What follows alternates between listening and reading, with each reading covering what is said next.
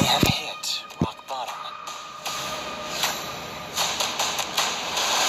You may have been craving for the lights.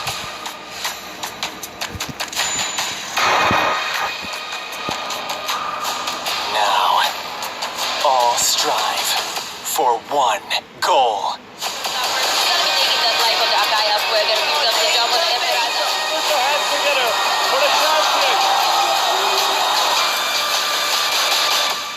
Do you have what it takes to be a champion worthy of the highest glory? Good morning, ladies and gentlemen. Welcome to the Mobile Legends Bang Bang World Championship 2019.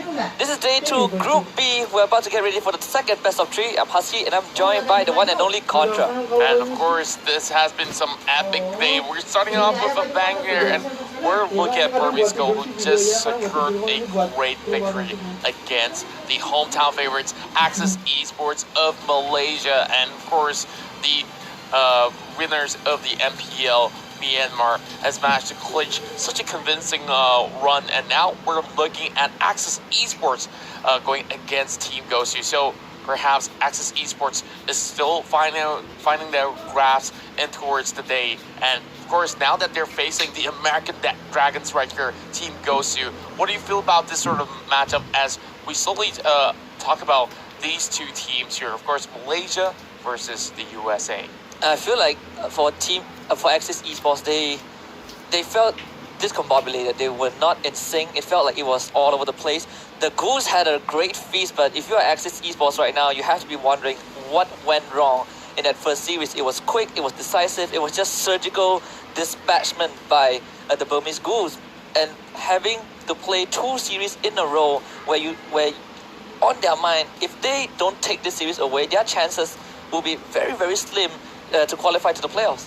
They need to at least have a single victory over Team Gosu, and of course, there's still going to be more matchups coming throughout the rest of the day. But of course, Axis Esports is one of the teams from Malaysia who has already had a couple of all these international runs as well. But the last time that we saw them clinching the championship title back in their home soil was MPL Season 2 MYSG. And of course, that may sound like it's a little bit way too long ago. But then again, if we think about it, the members of Axis Esports are veterans in the scene, while Team Gosu, of course, have some amazing talent roster across the table. And I'm really glad to see them coming all the way to Kuala Lumpur to compete. And I do believe that they have what it takes to qualify and towards the playoff runs as well. Yeah, absolutely. And for those who just joined the broadcast, do remember this is a single round robin elimination. Group B is going to end today, and each day we will have 2 teams waving goodbye. Yesterday we unfortunately had to say goodbye to Impunity KH and EVOS SG. Today 2 other teams will join those 2 in the eliminated pool. And of course, for Axis Esports, their tournament lives hang in the balance temporarily until the end of this series against Team Gosu. That's right, and this is just the nature of every battle. Speaking of battle there, catch every battle, stream like cray, get unlimited data for all apps with Killer Unlimited GX30, only with you mobile. Of course, now back to the game, Axis Esports here. A 2-0 deficit that they just had. Of course, morales are running pretty low, but for Team Gosu, they have been really eager to even get themselves in towards the first game. Speaking of the first game here, we'll jump right in towards the graph. And of course, Axis Esports will now be on the blue side and Gosu on red. And the nature of Group B, I think the general consensus, at least between us, is Group B is probably the most neutral group of all, because all these teams seem like they have what it takes to make it through to the playoffs. And we've seen Axis Esports, they got surprised by your Jawhead pit, by the Millistar pit coming in from the Burmese Goose.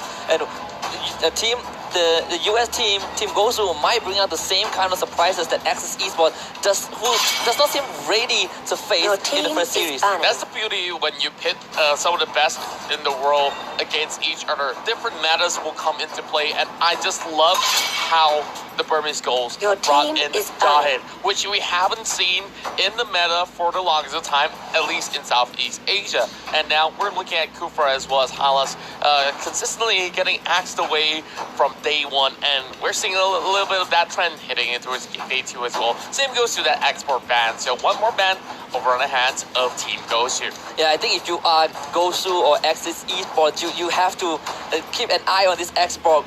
Burmese Ghoul, they gave the export away in the previous series, and they were able to smash that particular hero hard as they could, and that is a sign that teams are starting to find ways, starting to Your find team is picking. cracks in what seems like an impenetrable hero that is on the S tier list right now. And speaking of that, Grok got through again. We've seen Grok yesterday, first first 3 series, got Grok Your constantly team banned out, is but picking. suddenly VFM, RRQ started to find ways to deal with this tank, and now other teams are picking up.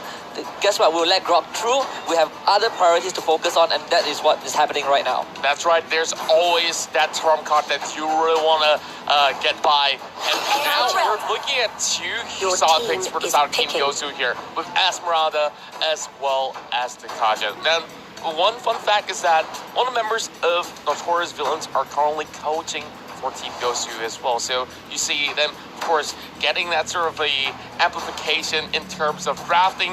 Well, I'm really hoping that they do get the best out of this. Now, Axis Esports here will pick up their signature Lunox for the Southern Ring, and I'm really hoping to see Axis pull off some of their signature picks coming into play, such as the Helkert. But, you know, Helkert, you don't really have to pick it in the first phase. And that will definitely reveal the whole strategy going in towards this entire run. But, of course, Your Masha team seems to is be a picking. pretty consistent pick that has been picked up by most of these teams. And we've seen so many Lolita. Mashas going with those Your annoying team split is pushes, banning. and it's so hard to even take her down. Yeah, but Burmese Ghouls proved that Marsha was not an issue. At least if Axis Esports pick her up. Last year has been playing Marsha in 2 games, and it did not work out at all. Hopefully 3 times a charm.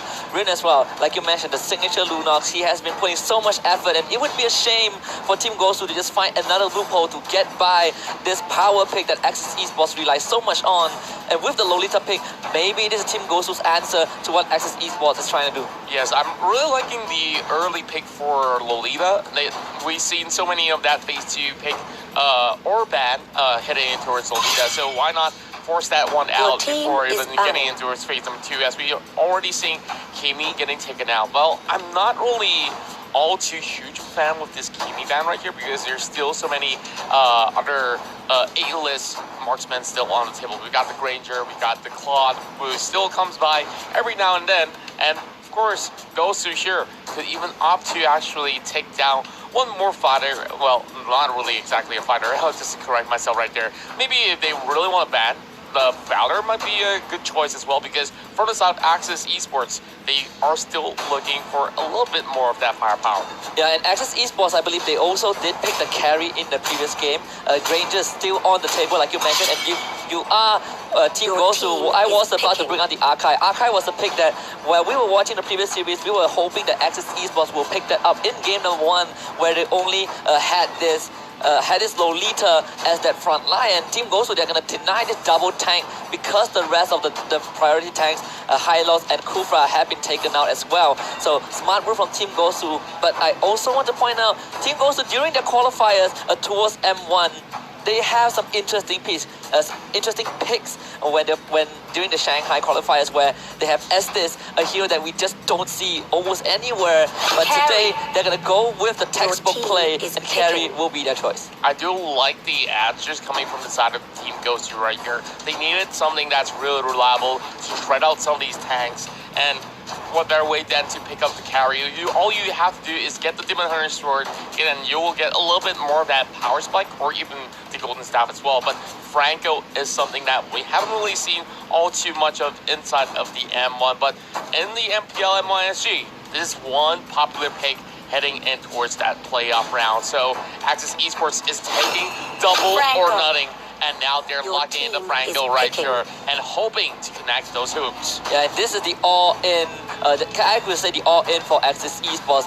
On paper, it seems like it's going to work out pretty well, and it is. The theory crafting for Axis Esports does seem more robust compared to the first series. Team Gosu right now, if you're looking at this Franco, you kind of know that Kaja might not find an easy way to just go and flicker Divine Judgment because of the presence of this Franco. So he has a big task if you are the Malaysian team. But Team Gosu, the Tamus is a really obvious choice. We've seen Leomoy being picked out only by VFM yesterday as a stable, neutral fighter. But the general consensus is Tamus is still the more popular pick. Well, I definitely will agree with that. The Lavador has been really consistent, and the win ratios are pretty good as well, as we were looking at the stats of Tavis. And for Axis Esports right here, of course, great pickup potential in the early bouts, but heading in towards the late game here, I'm looking at Gosu, and I'm liking how secure the mid and late game is for the North American team. Now, of course, Team Gosu here, being here in the M1, they're looking to prove a statement. Same goes to Axis Esports. So now we're heading in towards our very first game between these two talents. Of course, love the flags as well, pretty much similar in colors and that sort of sense. But for Axis Esports here, they really got to pick themselves up. I felt like that 2-0 sweep that just happened against Burmese Goals, it was a little bit of that sort of a passiveness coming from the Axis Esports side, which I felt was not really that sort of a signature play style that they were in. So perhaps they should be pretty much well relaxed to be confident to play their own game. Yeah, and the skills will kind of tip as well. Malaysia, the locals would mostly agree that Axis Esports, just like most of the Malaysian teams, are the aggressors. They like to play aggressively, but we've seen Game 1 slightly greedy against Burmese Goals with the single tank 2 fighter. Didn't work out. Game 2, same as well. But the game is ready though, so we'll see if Axis Esports can turn this around and flip the script and take on Team Gosu in the second series. Gosu, the American Dragons here are slowly marching in towards the lanes. And of course, get yourself the M1 ticket. There's a little bit of that promo code that you can copy down if you have not. Make your purchase. And now we're looking at Ken Ray here, already tossing out the wheel, and Breezy, oh my goodness, already dropping down to 50%. So a rough start for the side of Gosu right here, but shouldn't be too much of a hassle for Team Gosu to come back into play. So Basics will be supported by the Kaya, and they're looking to make sure that Breezy gets that level 4 in hand so that they can go in for that flicker Divine Judgment.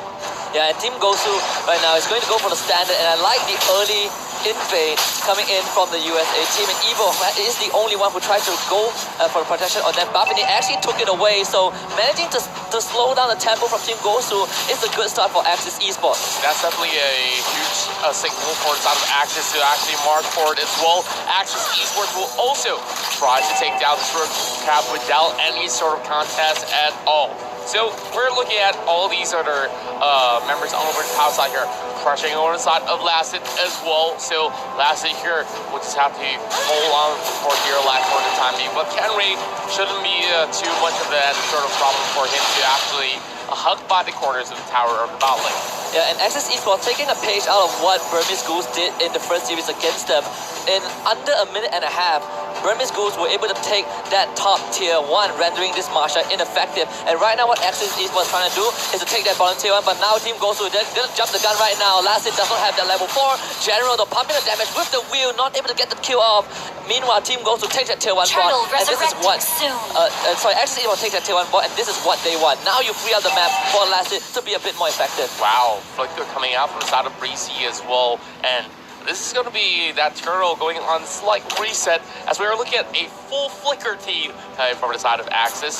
Well, way too quick for me to see what's on the line for the side of Gosu, but for Gosu, they're just making sure that they stay safe for the time being. And now, Axis Esports already attempting the very first turtle of the game.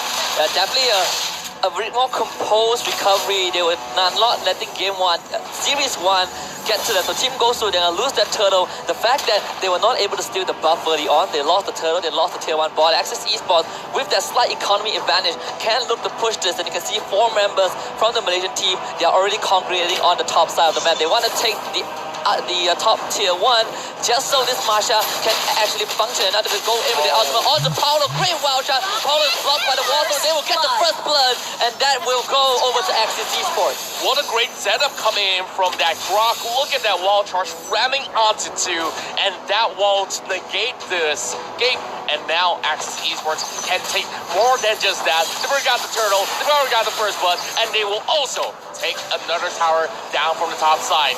Now, look at the gold graph here. They're already 2,000 in favor, and Axis Esports are looking to dominate. Yeah, Lex is looking pretty fine right here because those two side lane tier 1s are taken down. Now this Masha can go anywhere she wants, like you mentioned, the gold grab in favor of Axis Esports completely. Team Gosu seems like the only aggression that they made was onto Lassie twice, no kills at all, and they're forced into this very conservative playstyle, and that will give Axis Esports the space that they need. They will fight Paulo once more, and that one will go over too long. We can see Scott to suppress him right there, and he could not even move a muscle. Now Gosu here already dropping another member. Of course, this is still pretty much early into the game, 4 minutes in, and we're seeing Axis having a great control inside the jungle, and you see there's so much of that pressure going on, and Team Gosu does not really have any sort of response for the time being, and there it goes, one more tower on the top side. Team Gosu a bit too passive. They're not responding to the sieges from Axis Esports. They're still leaving their side laner, the Thamas, to farm in the bottom lane. Sure, you get their resources, but the rest of the map is jeopardized by Axis Esports, and not really sure what they're going to do now because the carry seems like it's not able to find the effectiveness that they need. As we mentioned, that carry does go down, but Basic comes in. He wants that revenge. Paulo as well with the charge, going to jump right in, gets the stun onto Scott. Long will flicker away. Breezy gets ambushed and gets taken down by Vin, and this is what you want to see from Axis Esports. The recovery. Paulo with a limited blast, but cancels by Scott. He hooks him away, and then will give Ranger the killing spree. Basic now will try to salvage everything to come in with a Stardust Ball, and we'll find that the shutdown onto the Ranger, but Basic had to get away, and Axis Esports will not let that happen. The killing spree going over to Rin. Whoa, such a beautiful fight coming from Axis Esports, and look at Scott though. That beautiful hook cancel out the Numenon Blast, and Axis here looking for another turtle, but let's have a look at the replay brought to you by View Mobile. Clear Basic, he went in for a chase, and first was forced to flicker away, and this is where things get even more interesting. They know that Paulo is channeling ult, and Scott, in that sort of a moment, clutches it off and cancel it in time to save members of Axis Esports, and it was only down to Basic, but Rin still made sure that he gets a kill with that flicker coming out. And even with the falling Star Moon, Esmeralda got the shutdown but was not able to get out. So in the end, the shutdown doesn't really matter too much for Axis Esports because they got more than they came for. Scott MVP for that. Evo now getting ganged on, but he is the Grok, pretty tanky. They can use the Divine Judgment on him, but they didn't pull him back, and that means Evo will get away. Scott free, and guess what? Paulo Akenre is caught out again, and it will be this one going over to Evo.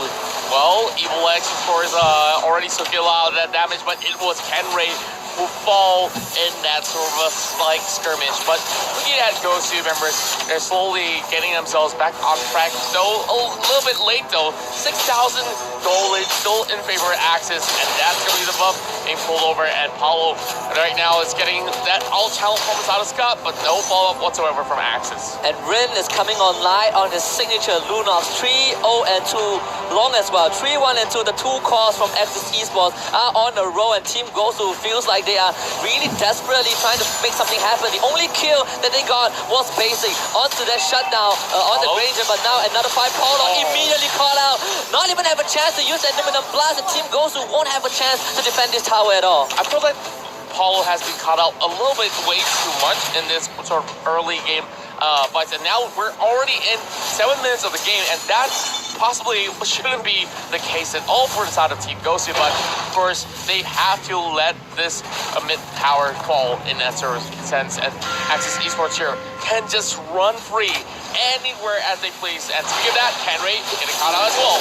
Yeah, no way out for Kenray. Another kill going over to the core of Axis Esports. Long now, 5-1 and 2. This Granger is absolutely massive. Blatant dispatch available. They're gonna get the suppress on the Basic, but Team Gosu now, they have the backup, but keep your eyes on Rin. This Lunox is really scary. He's still left alone. Basic is in, but the brilliance from Lunox will keep her invulnerable for now. One kill goes over to Paulo, but it seems like Lassie will find Paulo in return. General now isolated from the rest rest of his team, and it seems like Axis Esports will find a win. 1, 2, 3 are down. Granger on the killing spree, and Axis Esports under 8 minutes will crack the base of Team Gosu. That was technically a team wipe before Kenray even came back up online. Now, heading back into his that play, basically was trying to focus everything upon all these members of Axis, but Flicker coming out from the side of Scott to bait Paulo on towards the other corner instead. And of course, Gosu, all they could possibly do was run away, and they should not even commit towards that fight inside of the jungle, and they have to pay the price. Look at that broken face. The Malaysian Tigers have seemed to awaken after Series 1. Team goes to Paulo. We talked about how he got caught up multiple times, and in all these scenarios, this Lolita just feels like ineffective all along. And with that being said, Axis Esports first inhibitor in the middle lane down. Not even 10 minutes in, the Lord will be spawning out pretty soon, and Axis Esports will be eyeing on that objective. Well, first, we're having the Malaysian Tigers here looking for their very first win. Well, of course, it's so convenient that Team Gosu also has the dragon logo with them, so crossing Tigers with the dragon. Well, of course, jokes aside, now back in the game. Gosu here with need to stall for a great run, and General here not really having the best of weaponry to actually hit in towards the next battle, because the tanks from the side of Axis Esports has already emerged with so many of that sort of assist as well as goal, and they've already got all that they need to actually soak all those damage. But Scott here just waiting for any passersby, and perhaps one good hook will initiate the fight, and instead hooks the minion. Almost found it, and that will allow Lassie to have free reign of this Lord. Marsha, one of those heroes that we know can solo this objective. Look at her go, the Lord does not stand a chance, and Lassie will be the new Lord, at least for now. Team Gosu, they have to deal with this onslaught of Axis Esports. The threat of Scott is always there, and it seems like Paulo will be the victim for the 6th time in a row. Wow, 6.